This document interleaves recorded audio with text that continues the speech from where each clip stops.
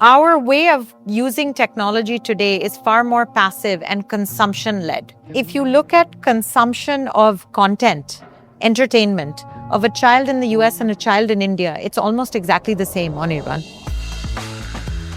But if you look at the amount of time a child in India gets to spend on a computer versus a child in the US, because of the averages, we fall absolutely to the floor. I think in the last year, the AI PC market grew at almost 129% from the year before. We are about 22% share of that market. Creators are a big part of what we focus on. Interestingly, the gaming segment, where we have a very big play, is where we also see a lot of young creators coming out of and a lot of loyalty to our brand. I think right now we are seeing industry disruptions, as you know, with escalating costs and supply constraints around both processors, memory, and other components. India is one of the toughest markets for women to succeed and grow in. My career is littered with as many failures as successes, but I know exactly where I went wrong on my failures. Ipsita Dasgupta has led at some of the world's most interesting companies: Apple, IBM, Cisco, GE, and Disney. She is now the Managing Director and Senior Vice President at HP, India, Bangladesh, and Sri Lanka. With a Harvard MBA and 25 years of global experience, Ipsita is the force behind HP's AI PC push and its Make in India manufacturing drive. In this conversation, we talk about the big bets, the bold calls, and what it'll take to make more women leaders in tech. It's Friday, the 22nd of May. I'm Anirban Chowdhury. You're listening to Corner Office Conversation.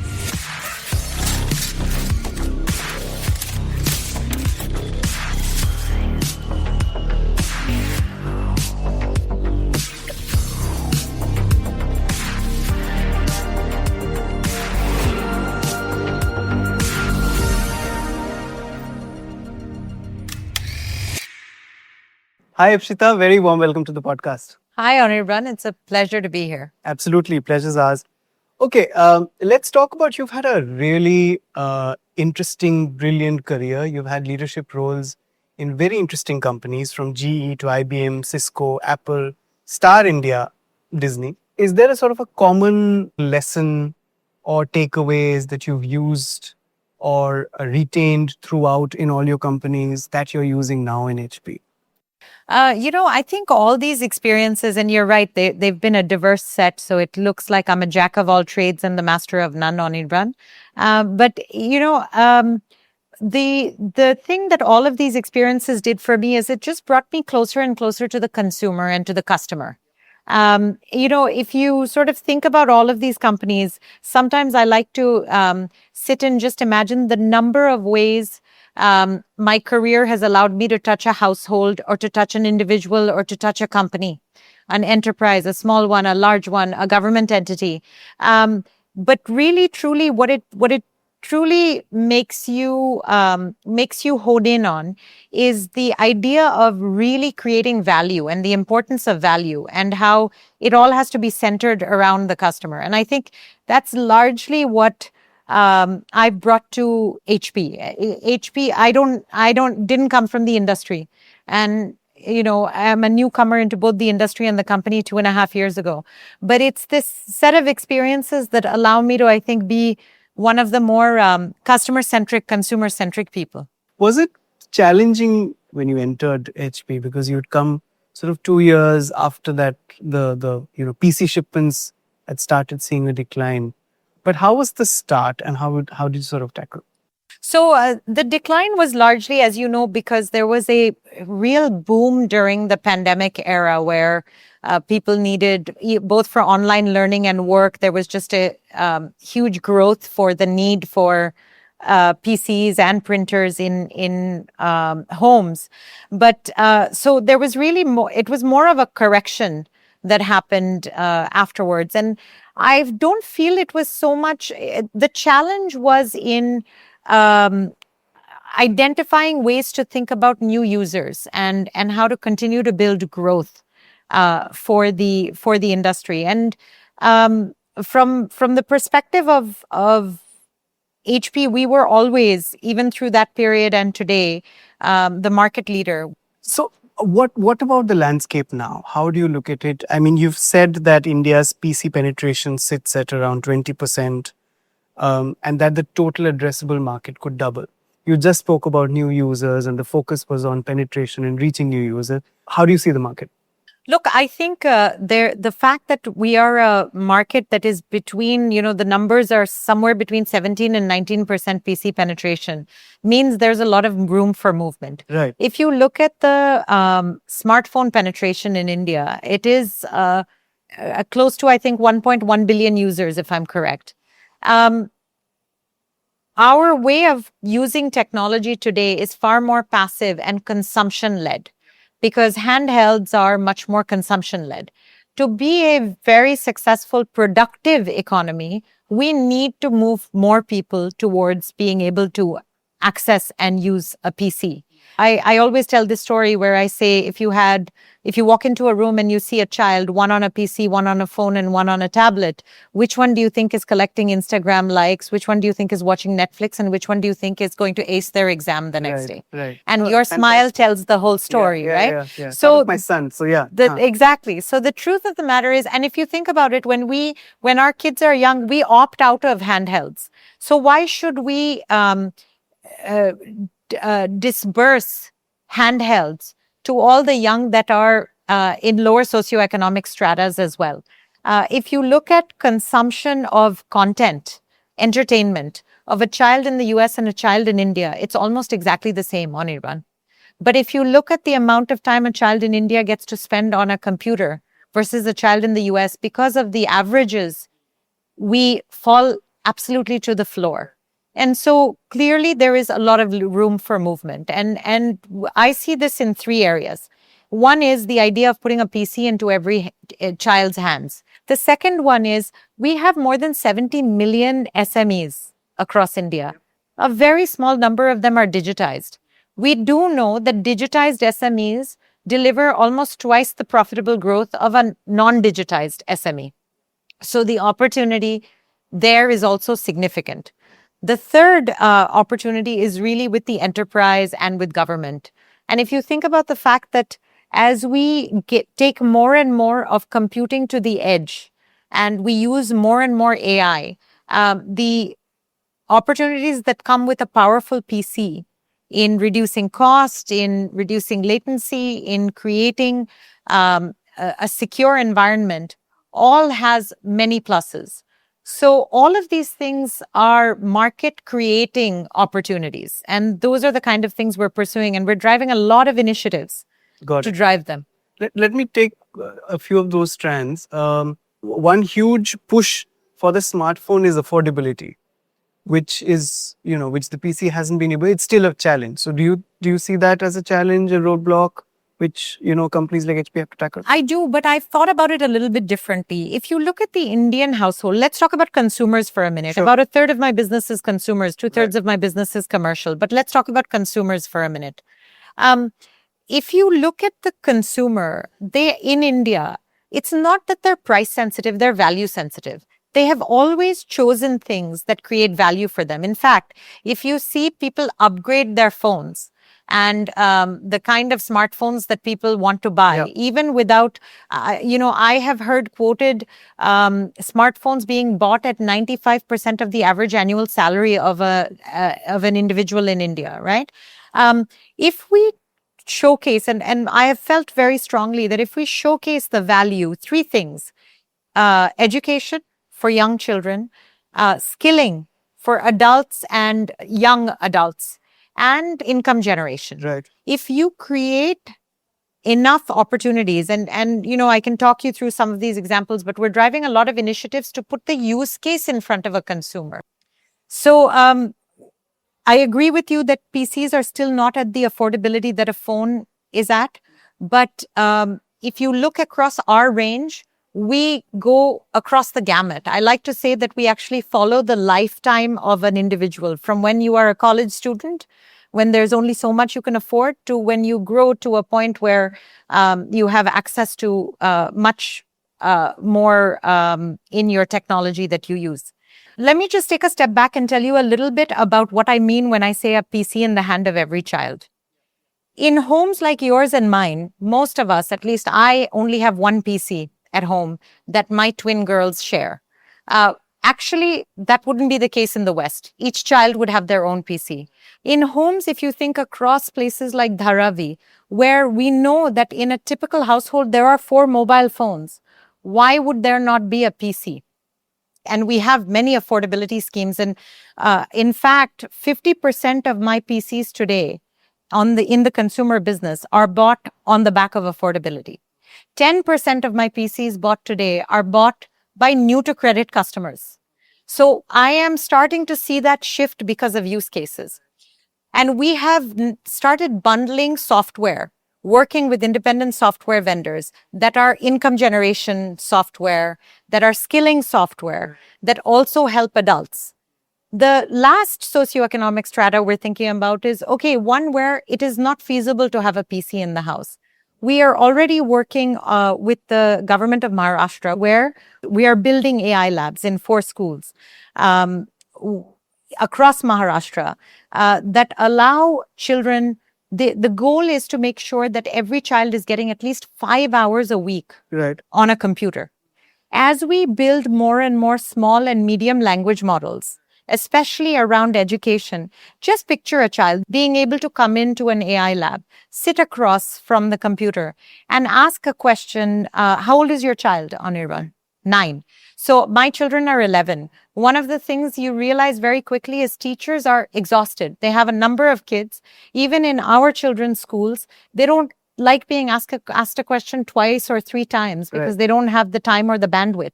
Imagine a child being able to ask the computer these questions and the computer being able to help them by answering in different ways until the way the child learns clicks. So these are the ways that we can really make a difference from a use case perspective. Okay, have to come to AI-powered PCs. Very, very, very rookie question. Why would I choose an AI-powered PC when I can get all the apps, all the browser, all the access that I want? I mean, why would someone choose that?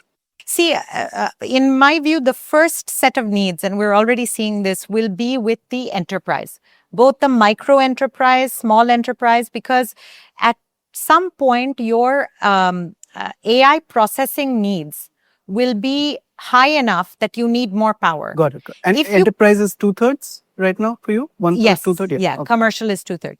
So that is the starting point, because there very easily you see the cost benefits. Right? It's easier to see cost benefits in an enterprise than it is to see for an individual. If you can have all your AI processing on the edge, which means on the device itself, you save cost, you save time, because you are not dealing with the cloud computing needs that you have, the sending it back, sending data out and bringing it back, and you have security. So the value of the AI PC, as we use more and more power and we recognize the value that it can create for us, is tremendous. The same is true with the individual, but you will find that certain categories of people will need it faster or want it faster. A computer science student or an engineer, a creator versus somebody who's using a PC just for basic Excel needs. You'll start to see them requiring the value that the power of an AI PC can give you. Wouldn't enterprise-facing versions like Claude, Cowork, etc., be competition for an AI PC? It complements it.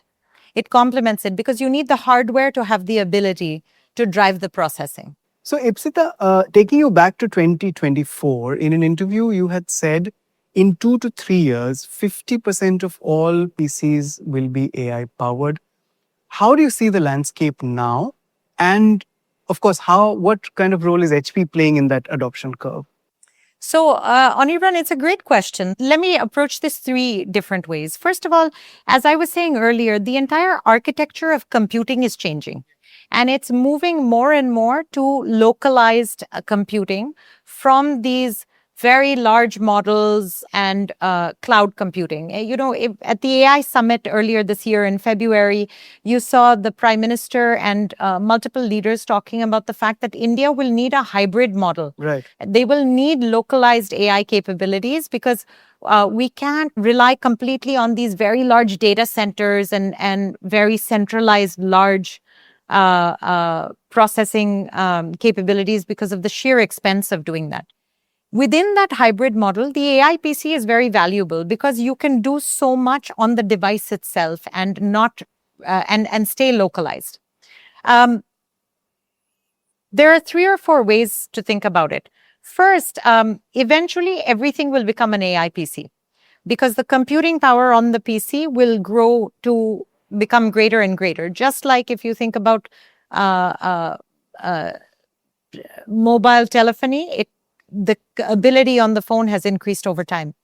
So depending on how fast you think it's going to happen, and most people keep devices for between 3 to 5 years, it makes sense to start to shift towards the AI PC. The third one is that we talked a little bit on the consumer side, but let's focus a little bit on the micro, small, and medium-sized enterprise. Yeah, sure, please. 30% of India's GDP, more than 70 million. We've launched a partnership with CII. It's a center for AI that is CII-HP. We've already trained more than 7,000 MSMEs across 21 cities on daily hacks for using AI for different types of professionals in your organization, whether it be HR, whether it be accounting or in finance, whether it be marketing, whether it be sales. And there is not a single one of these workshops that we've run. They're usually 3/4 of a day workshops that hasn't gone completely full. We've built another property in India. I don't know if you know this, but on our consumer side, we have 749 HP Worlds. There's our stores, our branded stores.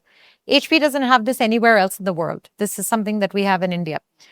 Over the last couple of years, we've built another platform, but for MSMEs called HP Connect. We've built 10 already. We are building the next 10 in this year. And they are in places like Raipur, Guwahati, Surat, Pune, Coimbatore. And the idea is we have landed these HP Connects. Think of them as smaller customer demo centers in partnership with software vendors to deliver unique solutions that are within specific verticals among SMEs. And we have landed them within clusters that MSMEs work and live in.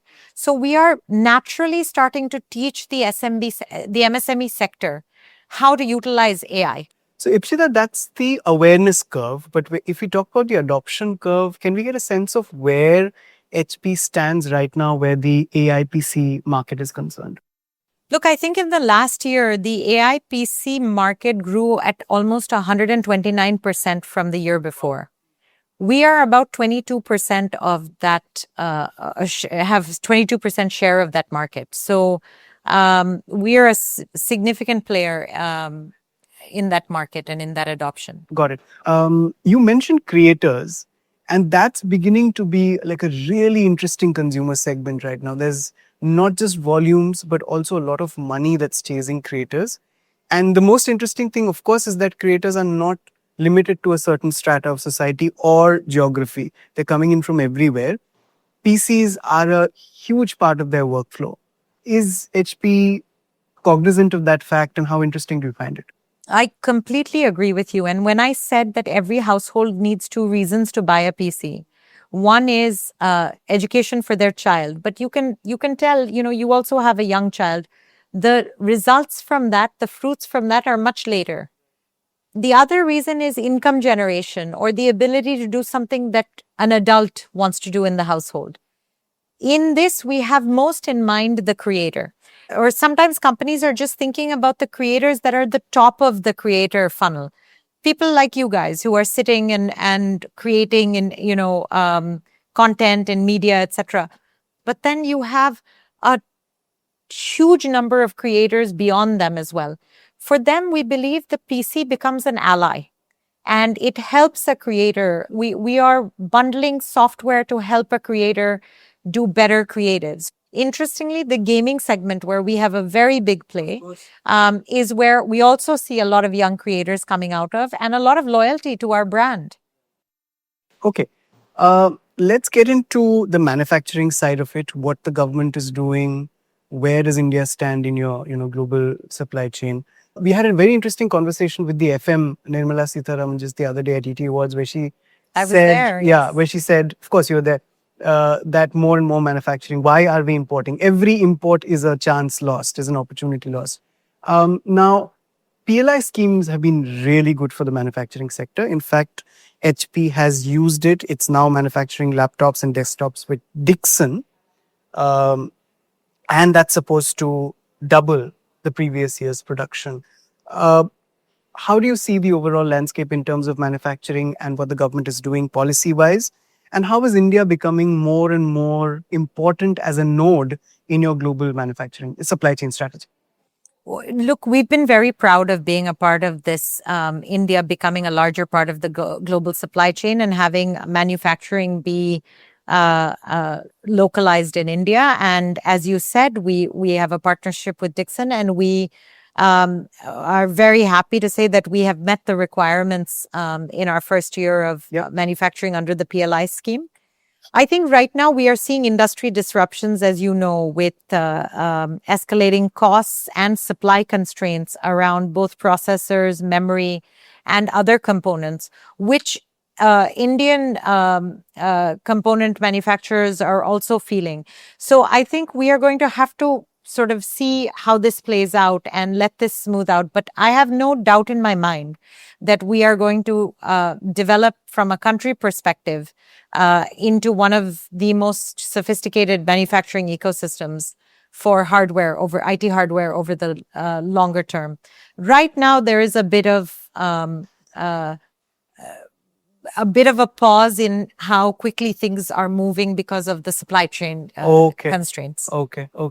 Now, about the supply chain constraints, let me ask you a really broad question. So much is happening. The war and then trade relations also. I mean, people talk about China plus one, but this year China just became our biggest trading partner, toppling the US, obviously because of tariffs and all that.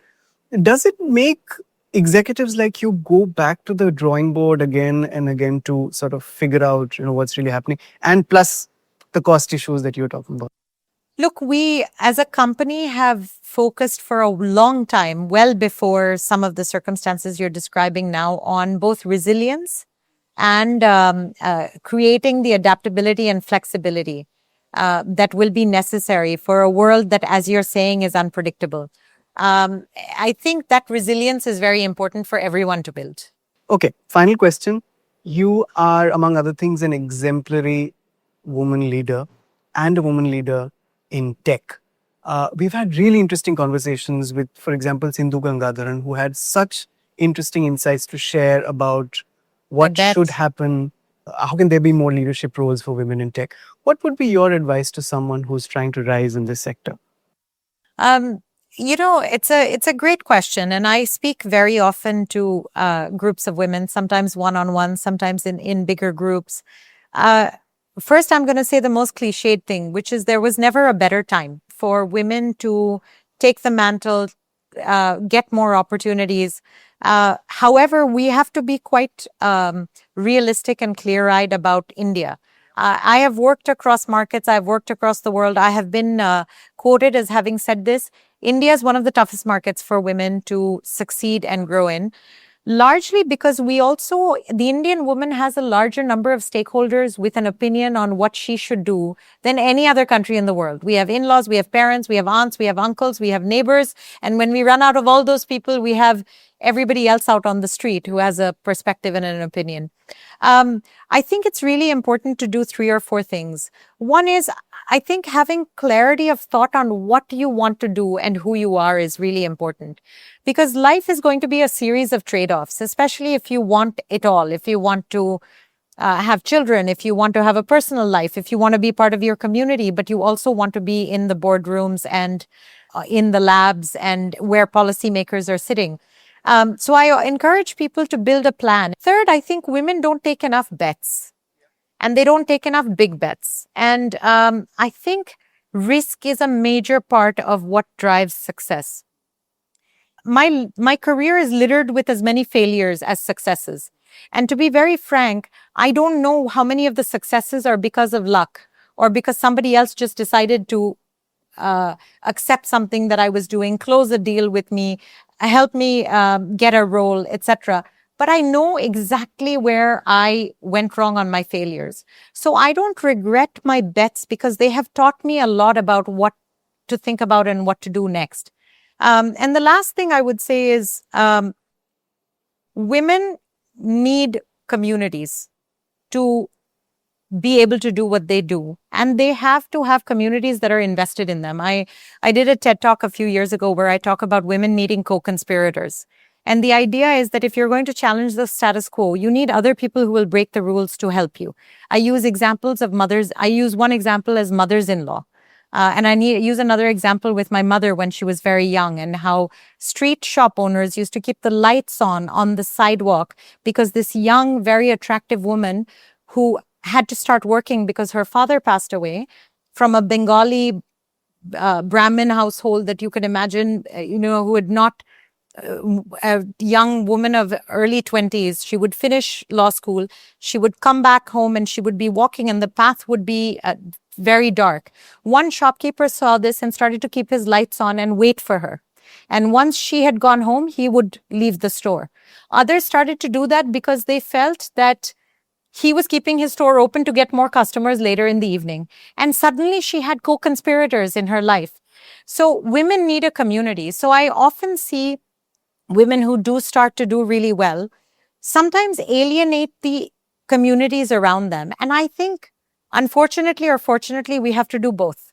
We have to have that other mother who has a little more time maybe, who you can call and say, can you please grab my kids, or can you please check what's going on at home? And at the same time, you need to be able to have people at work who care enough about you to step in for you when it's needed. So I often say build a tribe because women need a tribe more than men do. I would give the advice to men as much as to women, but specific to this question, I think these are all a big part of what one should focus on or think about. That's it for today. This was our latest Corner Office Conversation, a show where we talk to the most interesting business and thought leaders from India and the world. Keep listening to our shows, Corner Office Conversation and The Morning Brief, wherever you get your podcasts. Stay tuned.